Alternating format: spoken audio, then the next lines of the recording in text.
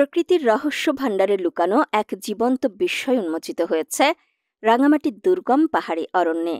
পাহাড় সবুজ আর জলজে মোড়ানো অপার সৌন্দর্যের জেলা রাঙামাটিতে গোলাপি রঙের নতুন হাতির শাবক দেখা গেছে।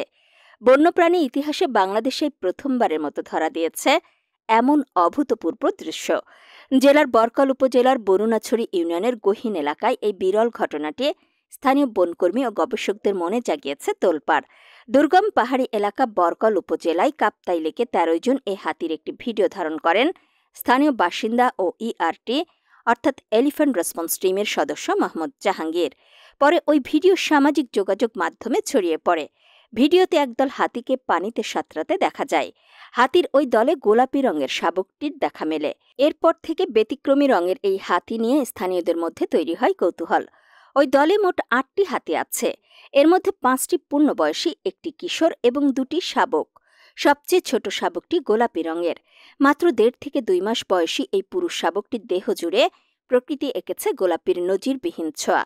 স্বাভাবিক হস্তি শাবকের গায়ে ঘন কালো লোমের আস্তরণ থাকলেও এই ব্যতিক্রমী শাবকের চামড়ায় ভেসে উঠেছে ঈষৎ গোলাপি আভা। আশ্চর্যের বিষয়, শাবকটির মা হাতির রং সম্পূর্ণ স্বাভাবিক, কিন্তু দলনেত্রী হাতিটির সুর ও মাথার সামনের অংশে লক্ষ্য করা গেছে একই গোলাপি ছোপ।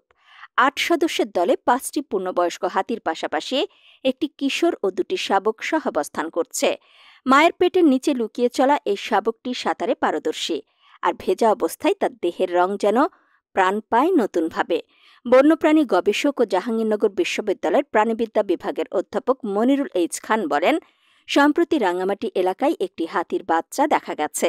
হয়তো এই বছরই জন্ম নিয়েছে। হাতির বাচ্চাটির রং স্বাভাবিক নয়, কিছুটা গোলাপি।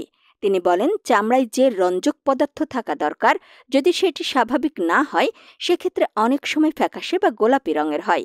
এই বাচ্চাটিও সেরকম। আমার জানা মতে বাংলাদেশে এই রঙের হাতি দেখা যায়নি।